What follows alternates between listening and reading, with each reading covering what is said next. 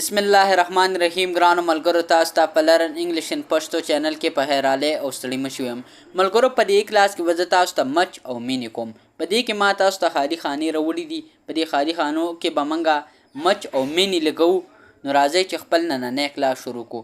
د کلاس په اخره کې به زه تاسو ته یو ټریک هم ښیم چې مچ به موږ په کوم ځای کې استعمالو او مینې به موږ په کوم ځای کې استعمالو.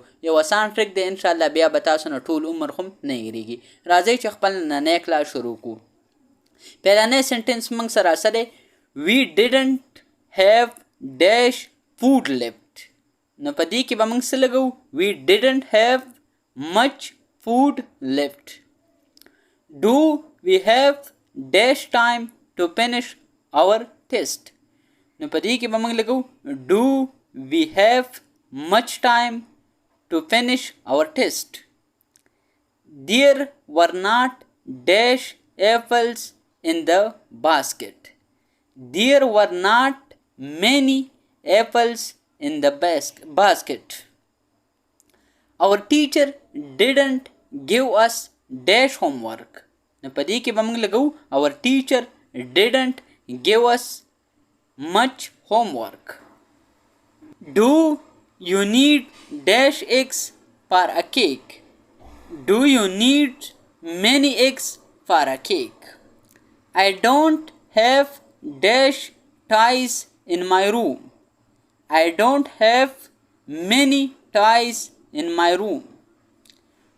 Were there dash customers in the cafe? Were there many customers in the cafe? Did you spend dash money? Did you spend much money? There were not dash people outside. There were not many people outside. نو په خالي ځای کې به موږ څه لګو؟ many. Do we need dash balloons for the party?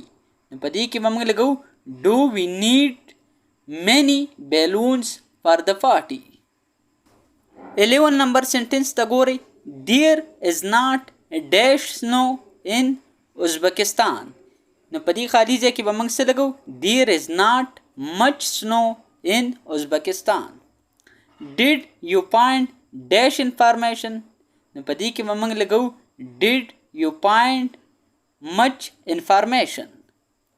Can you speak dash language? په دې کې به موږ څه لګو Can you speak many language؟ یعنی آیا ته many مطلب ته ډېرې ژبې ویلی شي.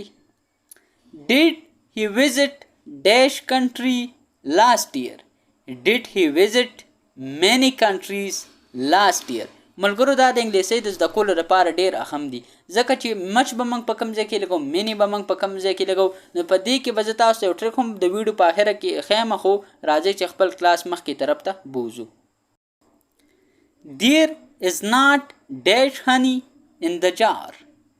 There is not much honey in the jar. She doesn't need dash flour. She doesn't need much flour. Flour څه ته وایي؟ وړو ته وایي. How dash teeth does a shark have? How many teeth does a shark have? ملګرو، دا و زمونږ نننی کلاس چې پای ته ورسېدو. خو په دې کلاس کې ما تاسو ته ویلو چې زه به تاسو ته یو ټریک هم درښیم. ټریک څه دی؟ ټریک دا دی چې مچ به موږ کوم ځای استعمالو او مینې به موږ د کوم ځای دپاره استعمالو. ملګرو، مچ به موږ د هغه څیز دپاره استعمالو چې کوم شی نشي شمارلی. لکه اوس مطلب وریجې شولې یا مطلب واوره شوله. تاسو ته ما مخکې په دغه کې وکړه چې مطلب واوره شوله یا داسې څیز چې هغه موږ نشو شمارلی، لکه شات شو، اوبه شولې. نو دې دپاره به موږ څه استعمالو؟ مچ. او مینې به موږ څه دپاره استعمالو؟ مینې به موږ د هغه څیز دپاره استعمالو چې کوم شی موږ شمارلی شو.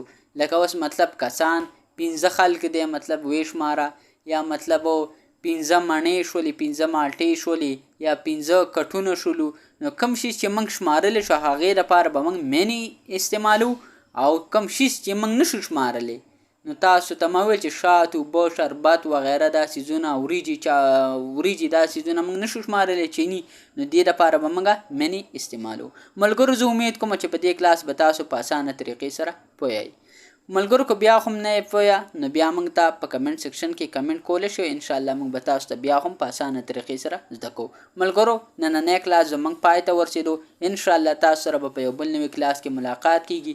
تر هغه وخته پورې مال اجازت راکئ، ما په خپلو دواګانو کې یاد ساتئ او د خپل ځان هم ډېر ډېر خیال ساتئ. د الله په امان.